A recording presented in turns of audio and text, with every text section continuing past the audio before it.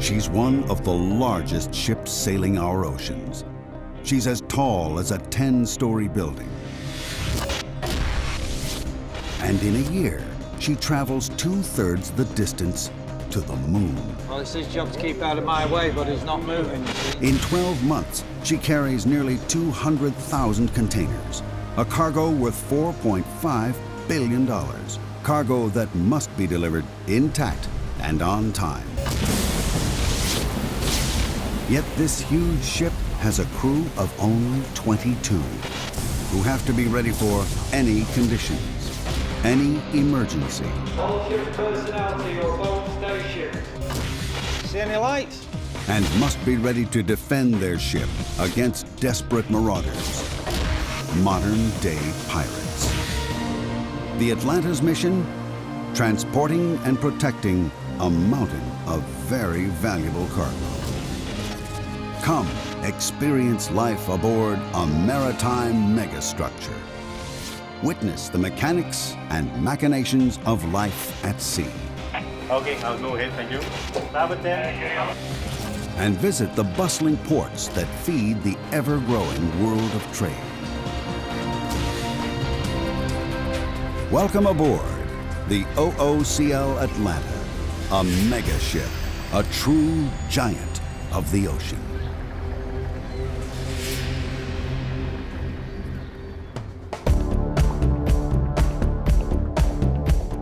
The Atlanta is one of the latest and largest class of container ships. Known as Post-Panamax, she and her kind are too wide to sail through the Panama Canal. If she were a naval vessel, she'd be the equivalent of an aircraft carrier with a crew of several thousand men. The Atlanta has a crew of just 22, ranging from a handful of ordinary seamen who work to keep the Atlanta shipshape at all times. 5 engineers keep the ship's engines, power plants, and operating systems up and running. And a team of 4 officers work in shifts around the clock. Junior officers stand watch and keep a close eye on the weather. Second Officer Law is responsible for navigation and communications. First Officer Jonathan oversees all the crew, the safety, and daily running of the ship and all cargo load. At the team's head is a captain who's spent all his working life at sea. Starboard 10. Starboard 10. Captain Roger Llewellyn is a man with salt water coursing through his veins. And over the years, he's developed some interesting sleeping habits. One eye open, always. We sleep with one eye open because at 25, 26 knots, you've got to jump out and up there. Up there is the bridge, and that's where the sailor who never sleeps has spent most of his last 30 years. He's sailed every ocean on the planet and visited every nation that borders the sea. Right now, the Atlanta is in the Malacca Straits, heading from Port Kelang, Malaysia, to Singapore, then north to Hong Kong.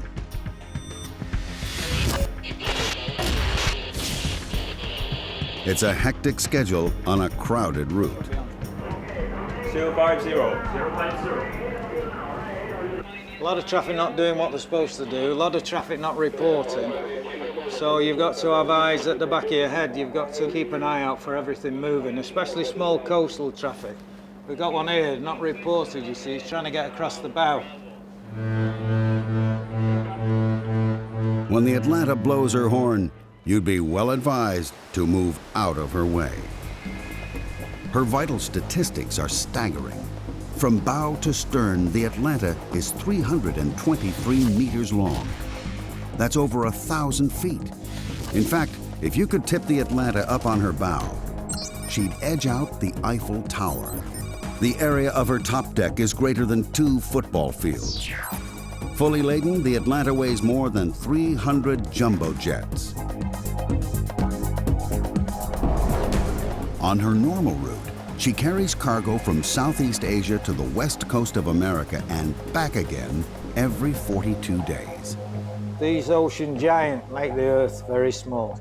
It is a village, because one minute we're in the east, next minute we're in the west. Very little time between the two. So we're constantly plying the world with manufactured goods. Mega ships like the Atlanta help keep the wheels of global commerce turning. Over half the world's cargo is carried in containers. In 1 year, nearly 20 million containers are moved a total of 300 million times. It's a payload worth almost $5 trillion. The Atlanta may be loaded down, but she still has to be on time. She runs to schedule for thousands and thousands of miles. She'll arrive on time. In Singapore, containers are arriving from all around the region. Some have a date with the Atlanta. These transfers must be planned with military precision. It's a chain where a weak link means a cargo gets delayed, or even worse, lost. The bottom line, the cargo must be at port waiting when the Atlanta docks.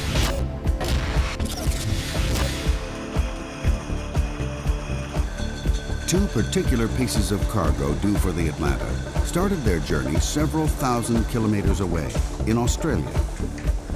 One is precious and fragile, a shipment of 999 cartons of wine from the lush vineyards of South Australia. The other is also a gourmet delight, but this time highly perishable, a container load of sweet, succulent prawns. Both the wine and seafood are bound for shops and restaurants in Hong Kong, and both will require extreme care and constant supervision.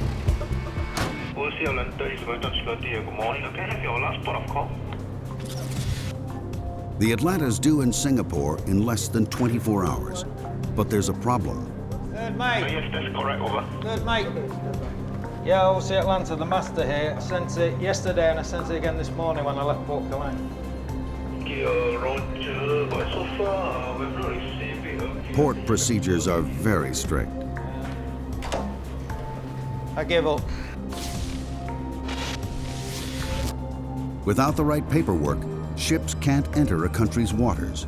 Third mate, keep him there, tell him. Instead of the last 10 ports which you've already got, I'll just send you Port Clyde. Okay, no problem, no problem.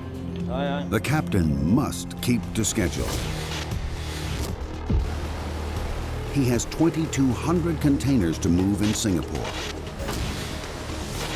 And he must get there on time. The Atlanta is steaming towards Singapore Harbor and the planned 2,200 container moves. This megaship is purpose-built for one thing only: to carry cargo. A mountain of cargo. All up, she can carry 8,063 20-foot containers. These are the lashing bars and the turnbuckles up. These are 20 foot. You can load 20s and you can load 40s, either or. But they still need lashing forward and aft to keep them fixed in position. Even though she hasn't yet reached her full load capacity, the captain still likes to check on the containers from the top to the very bottom. Where we are now, we're 13.6 metres underwater now. Down here, the containers are stacked 9 high. So they go 9 high, and then on deck, another 6 to 8 high. So roughly, we're stacking 17 high. From the very bottom of the stack, over 13 meters below the water, the containers rise over 44 meters. On land, it would look like a city block rising 10 stories. If laid end to end, those containers would stretch further than an Olympic marathon, nearly 50 kilometers. A little over 40 years ago, it was a different story. Products like wine would have been transported in a variety of simple boxes, and moving frozen foods over long distances was simply out of the question. Then, in the late 50s, an American, Malcolm McLean, came up with an idea that would revolutionize world trade. By packing all goods into modular containers similar in design and dimension, they could be easily transported anywhere in the world by road, rail, or sea. As the use of these containers has grown, so has the size of the ships that carry them.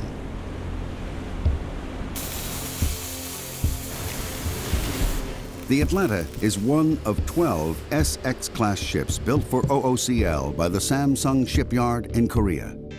It took over 8,000 workers nearly 9 months to build her, at a cost of over $150 million. She is the largest ship ever built when she was contract. And she had been installed the largest main engine when available in that time. For the engine power that he was given, for the speed he wants, he's done, for me, a great job.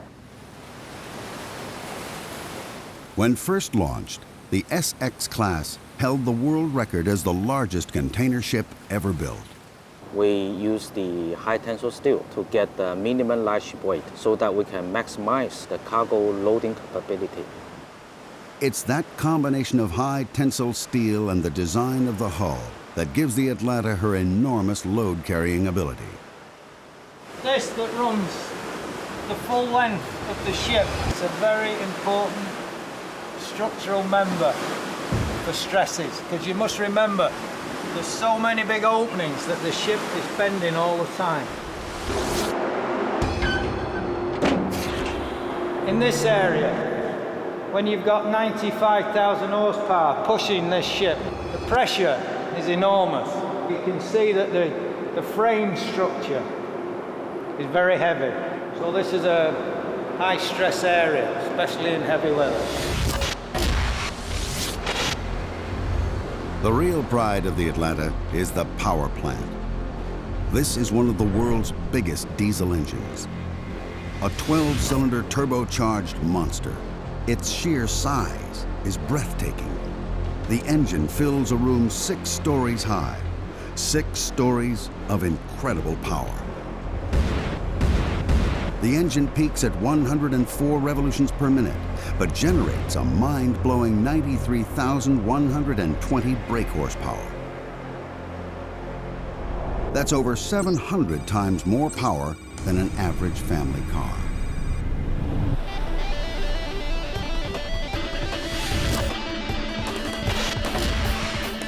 And all that power adds up to one thing: speed through the water.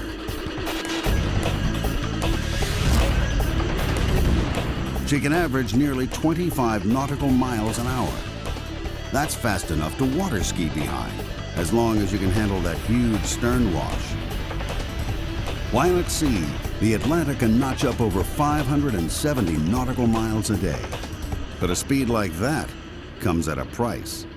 This ship, she burns a lot of fuel. Full speed, she'll burn 230, 240 tons a day. That's a staggering 10 tons of diesel every hour the ship is underway. She may be thirsty, but she's also a clean engine. And that starts with clean fuel. A series of filters remove impurities before the diesel is pumped into a holding tank and heated to 129 degrees. Hot fuel and gas is an explosive mix.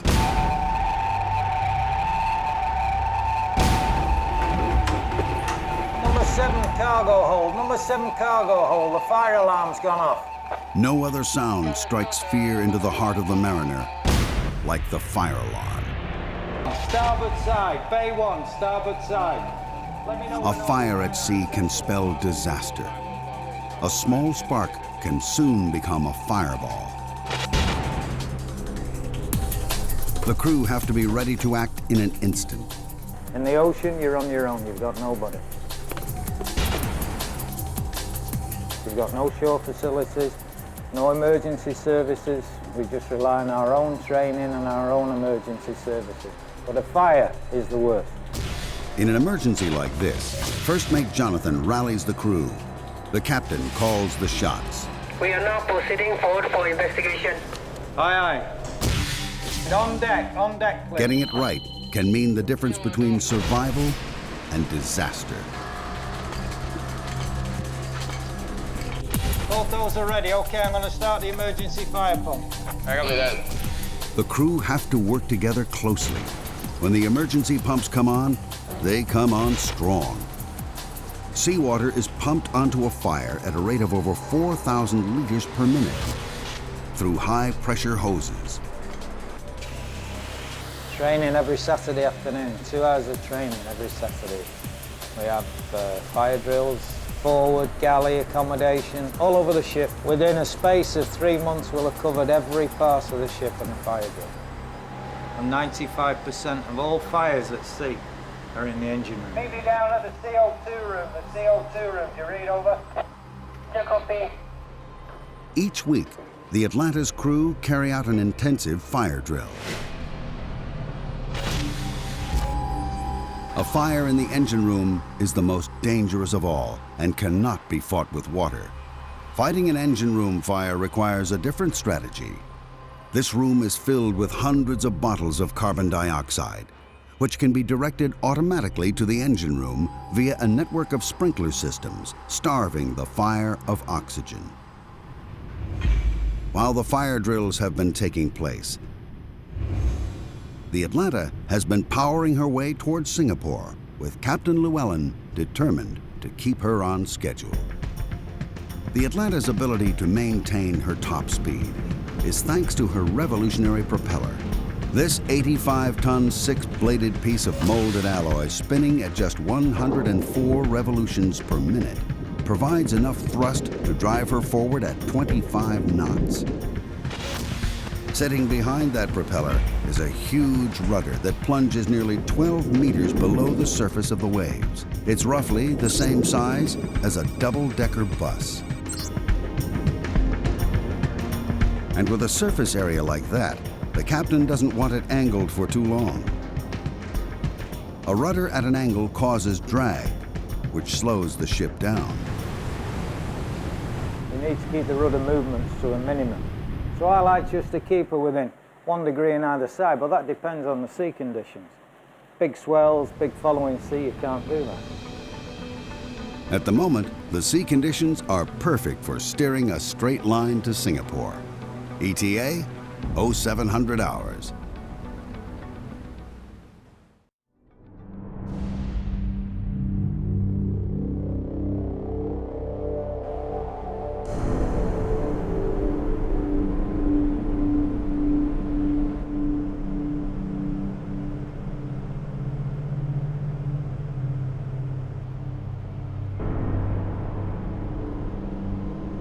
The first sign that the Atlanta's getting closer to port is the sudden increase in sea traffic.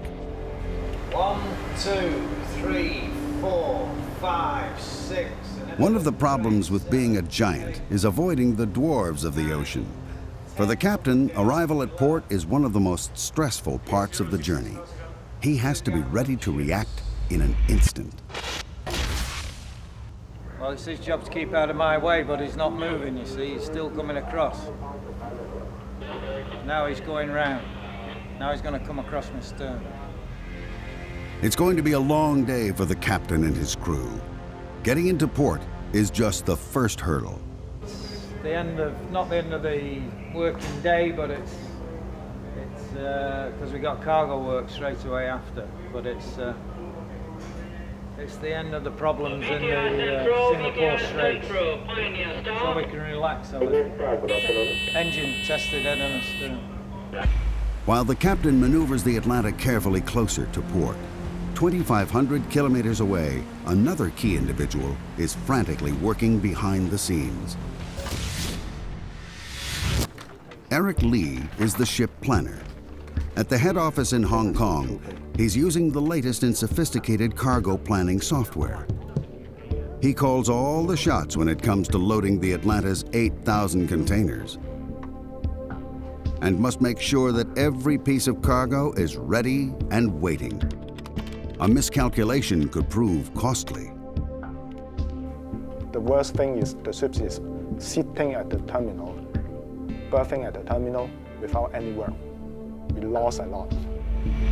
Eric isn't the only one who has to get his planning right. Captain Llewellyn must get to the port on time. But before he gets there, the busy waterways are going to get even busier. It's time to call in the assistance of a local expert, the pilot. Every harbor has its own secrets.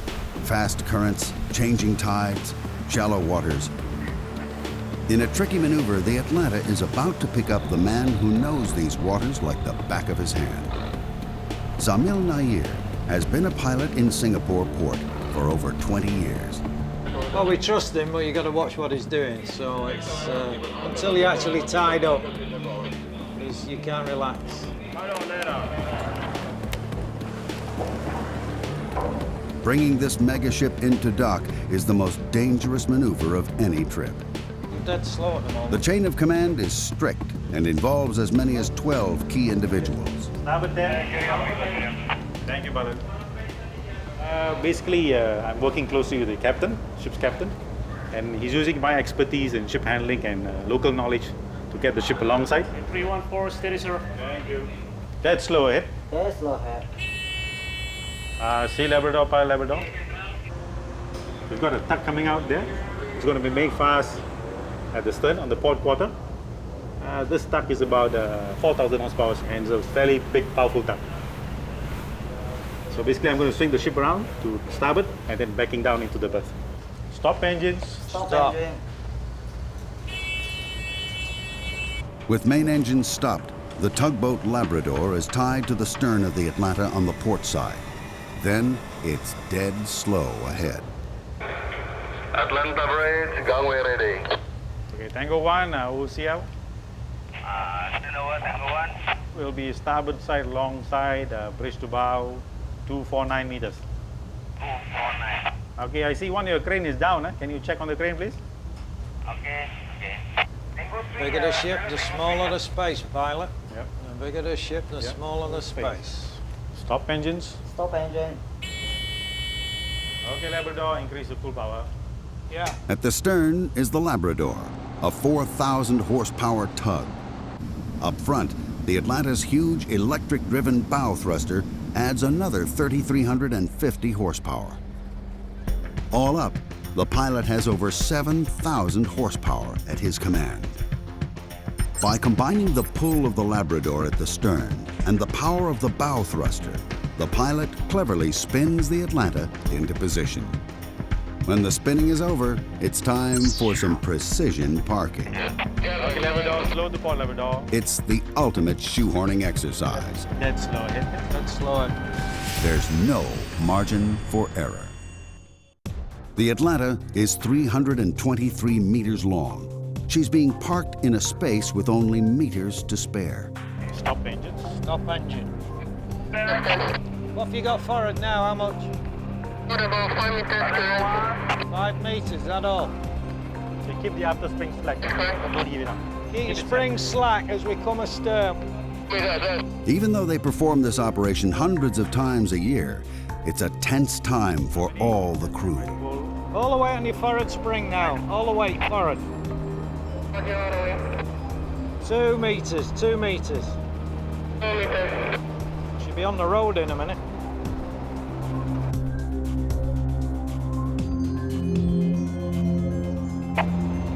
Position. In position, hold her there now, hold her on your spring. Another successful docking for the captain and Nair, the pilot.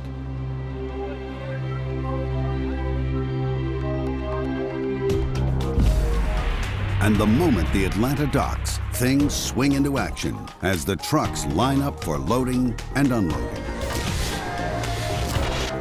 Singapore is one of the largest container terminals in the world, handling 17% of the world's total container trade.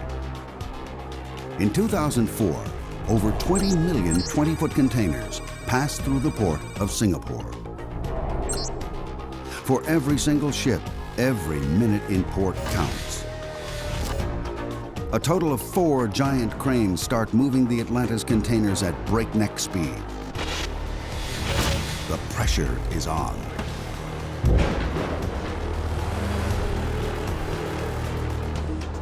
The Atlanta has 2,200 containers that need to be moved, and the captain's hoping it can be done in under 20 hours.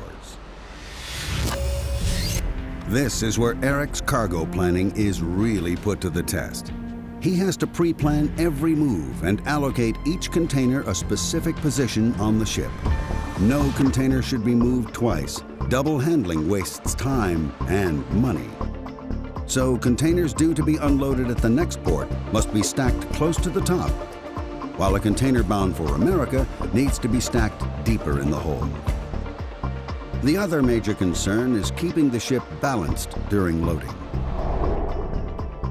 Too much weight on either side of the ship could put it in danger of capsizing.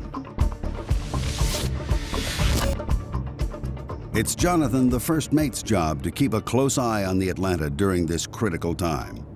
His computer monitors the distribution of weight around the ship and also allows him to compensate for any uneven loading. Deep in the ship's hull are a network of giant ballast tanks. By moving hundreds of tons of seawater between these tanks, Jonathan can keep the Atlanta on an even keel. To complicate this balancing act even further, the ship has to take on fuel. The Atlanta's tanks can hold over 7.5 million liters of diesel. This is a job for an expert. Bunker boats are the floating petrol stations of the port. This is the only time the Atlanta will take on diesel for the round trip from Asia to America. Today, they're taking on nearly 7,000 tons. It's an operation that will take over 6 hours. With the price of fuel around $280 a ton, this little trip to the gas station will cost the captain nearly $2 million. While the engine's shut down, Alvin, the second engineer, can check out the crankcase. There are certain advantages to working on an engine this big. It's not often a man can stand inside a crankcase to check for loose bolts or undue wear on any of the moving parts. When a cylinder has a bore of nearly a meter and the piston has a stroke of 2.4 meters, any wear is going to cause serious trouble. Among the 2,200 containers being moved today are the 2 that started their journey 2 weeks ago in Australia. The container carrying the latest vintage of Australian Chardonnay needs to be moved quickly, but also with care. The last containers to be loaded on board are the refrigerated containers. These reefers are carrying perishable goods. The one carrying the Australian frozen seafood has to be kept at a temperature of -18 degrees throughout the entire journey. Jonathan, the first mate, hooks them up to the ship's power supply in order to get the refrigeration units working as soon as possible. While on board, the crew will check their temperatures twice a day, every day.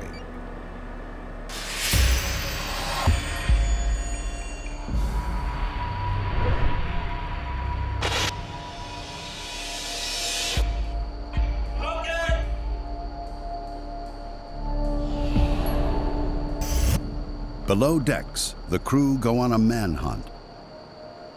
At dock, there's always the risk of taking on extra cargo, human cargo.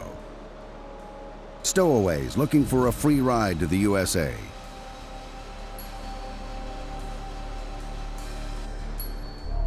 Stowaways have been known to climb mooring ropes at night and are sometimes even hiding inside the containers. If they get on board, they pose a real security threat.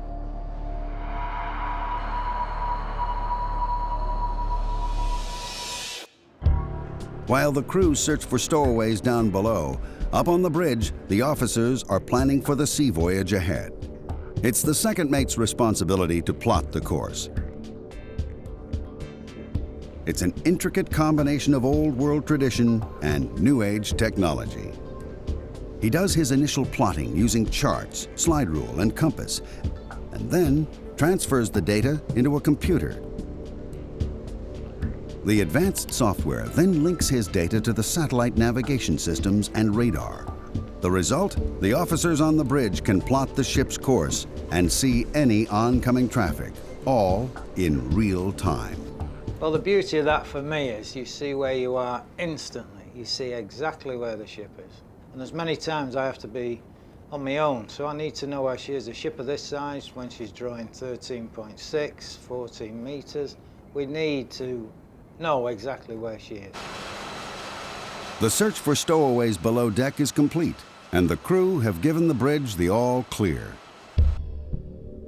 Nearly 22 hours after first docking, all of the new containers are on board and are being secured for the long trip to Hong Kong. Each container is lashed to the rows above and below in a matrix which locks every single container rigidly in place. This ensures that none of the cargo, including those bottles of Australian wine, will shift if the Atlanta starts pitching in a storm at sea. A full 2 hours later than planned, but with all cargo on board and firmly secured, the Atlanta is ready to leave Singapore. Taking a giant out of port can be even more difficult than bringing one in. And of course, that clock has started ticking again. Coming in and out of port, we're under more stress than when we're sailing out in the open sea. And we got deadlines to meet, sailing schedules. They want us there at a certain time, we can't get there. And it all adds to your level of stress. Midships. As with arrival, Captain Llewellyn shares command with Zamil Nair, the pilot. In these confined waters, the bow thrusters get a full-blown workout. Nair uses all his experience. First, reversing the Atlanta before the tugboat with all of her 4,000 horsepower helps spin the Atlanta away from the docks and points her in the right direction. Steady as she goes. Tango 4, pilot Tango 4. Steady. Pilot Tango 4. With the Atlanta slowly increasing speed and safely on her way, Nair now needs to meet up with another incoming ship.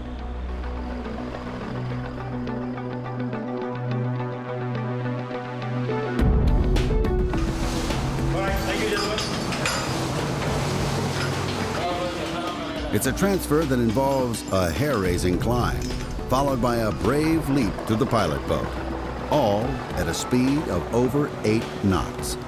One slip could be his last.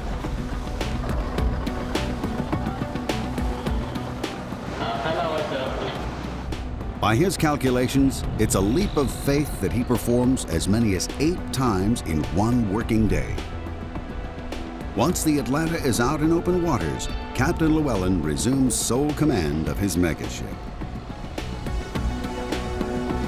It will take the Atlanta 2.5 days to sail to Hong Kong from Singapore, traveling a distance of over 1,460 nautical miles. That's a lot of time at sea. Time that's taken up with regular maintenance and a strict timetable. You must have a routine. You're keeping yourself ready and waiting for the next challenge. Once a week, Captain Llewellyn, the first mate, and the bosun carry out inspections of every section of the Atlanta's living quarters. Home entertainment here, Chief Mate. Home from home.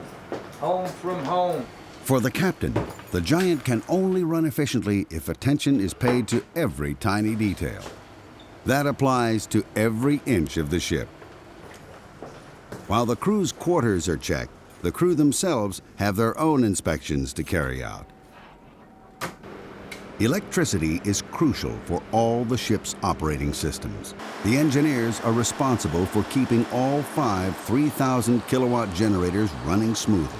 Without them, the Atlanta would be dead in the water. The refrigerated containers also rely on electricity. The crew have to check the temperature of every single reefer twice a day. It's a full-time job to keep perishables like the Australian seafood in tip-top condition. And guess what? The Atlanta can carry over 700 of these refrigerated units. Although the Atlanta is surrounded by water, none of it, of course, is drinkable. Every drop of fresh water on board is made by turning seawater into drinking water. The ship's desalination plant can treat 30,000 liters a day, but it has to be cleaned regularly. Salt builds up on plates, which have to be stripped, cleaned, and put back into operation quickly.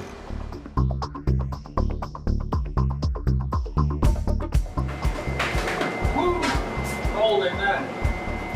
Another thing that's crucial to life on board is food, plenty of it, and it has to be kept fresh.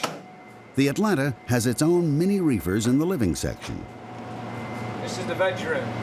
This cookie looks after everything absolutely perfect. It's one of the best I've been with. He sets everything out, he rotates, he keeps his storerooms immaculate. A key member of the crew who's hardly seen and seldom heard, but is crucial for harmony on board, is the cook. He orders and prepares all the food and has to come up with a menu that'll keep all 22 men of varied cultural backgrounds happy. 22 meals 3 times a day, 7 days a week. And he does the washing up.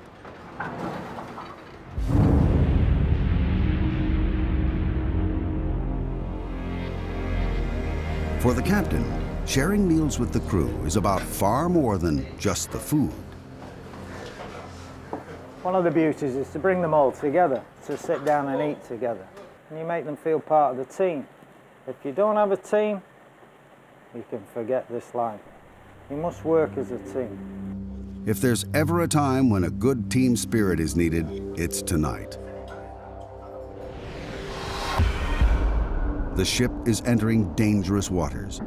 The security level has been raised. The South China Seas are busy with all sorts of craft.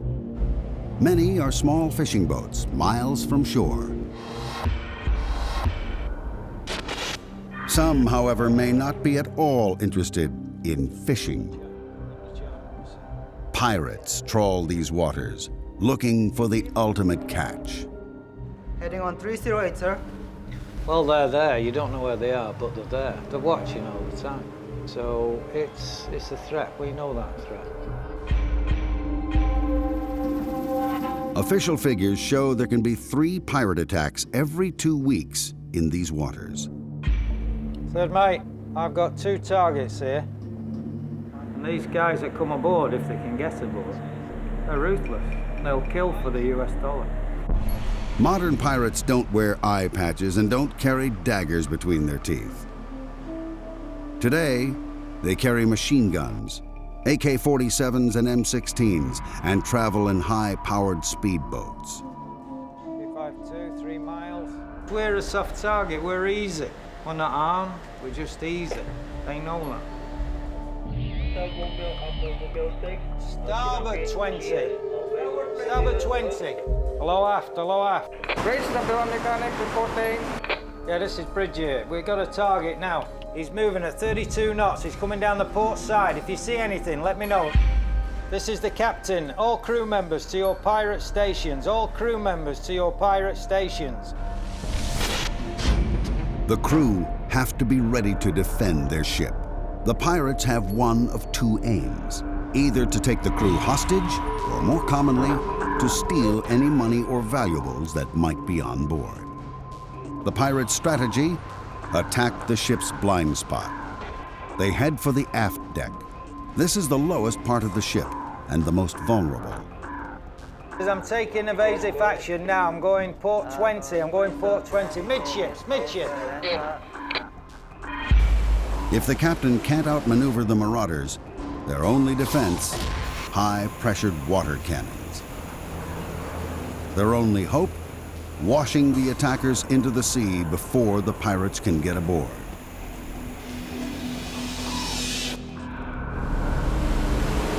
Luckily for the crew, tonight turned out to be another close call. The fast-moving vessel was just a fishing boat crossing paths with the Atlanta. But if it's not one threat, it's another. The wind is freshening. The seas are rising. Intense tropical storms of the typhoon season command respect and demand a response. The captain can either skirt the storms, burning more fuel and losing time, or take them head on. This time, he decides to take the risk. No matter the weather, the crews still have to attend to their duties. The reefers still have to be checked, even if it means braving winds up to 70 knots.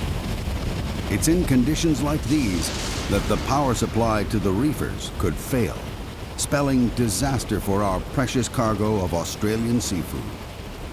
At the moment, the reefers are still working.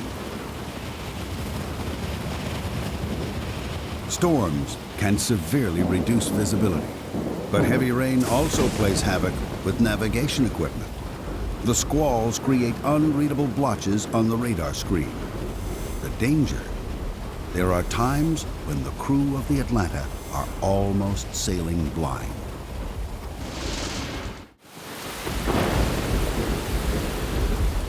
The Atlanta is weathering the storm, which is losing intensity. The captain's instinct was right, and his gamble to take on the storm is paying off.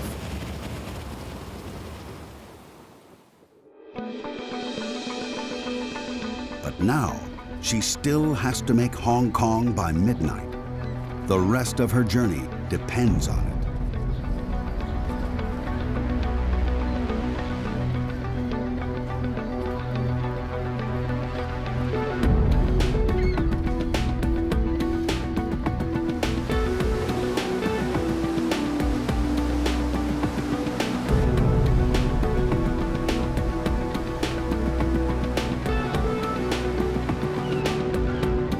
It'll take the Atlanta 42 days to complete the full circuit from Southeast Asia to California and back again. It's a mega trip, even for a mega ship. In a year, the Atlanta sails over 260,000 kilometers, which is roughly 2/3 the distance to the moon. 5 miles to our next waypoint. Next 5 miles. Yeah, 313. 313, Yes. Our megaship, the size of an aircraft carrier, now has to navigate Hong Kong's congested waters. Starboard 10. At night, the bridge is not only the brains of the ship, it also becomes the Atlanta's eyes and ears. 350, 2 miles. Stopped. When a vessel registers on the Atlanta's radar, it's identified by a number, and its direction and speed can be tracked by those watching from the bridge. It's another crucial piece of technology that helps a mega ship maneuver gracefully into a mega port.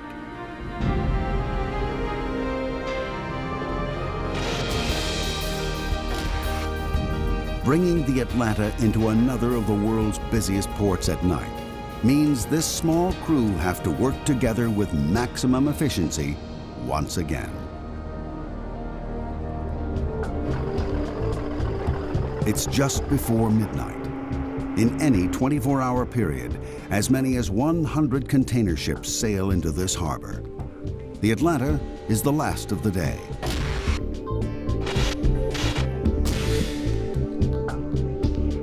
As at all the ports on the Atlanta's route, space at the dock is tight. Container ships bustle for space in this incredibly congested harbor. In a year, over 22,000 container ships move over 20 million 20-foot containers through this port. Once alongside, the winches take up the slack. The last thing anyone wants is two megaships wrestling for space. After more than 2 weeks of travel, this is the final destination for two particular pieces of cargo. The reefer containing the Australian prawns is whisked off the ship. Not far behind is the container packed with 999 cartons of Australian wine.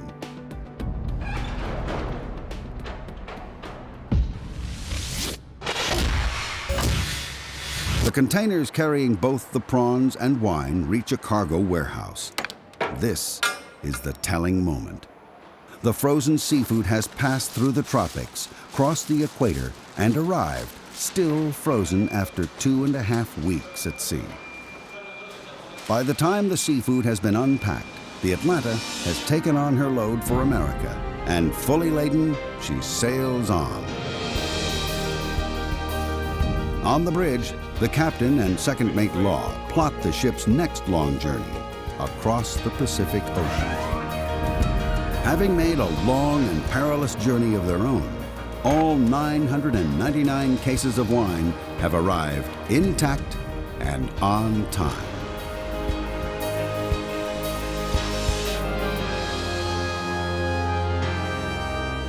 In a year, the Atlanta will carry over 185,000 containers at an estimated value of over $4.5 billion. The Australian seafood and wine are just a tiny fraction of all the goods that this megaship will transport around the globe.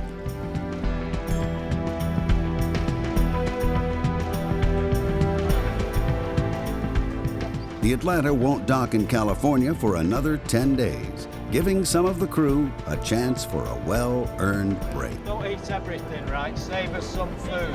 Although he may not be at the helm in years to come, Captain Llewellyn, the sailor who never sleeps, trusts his young crew will be ready to steer the course of the megaships of the future.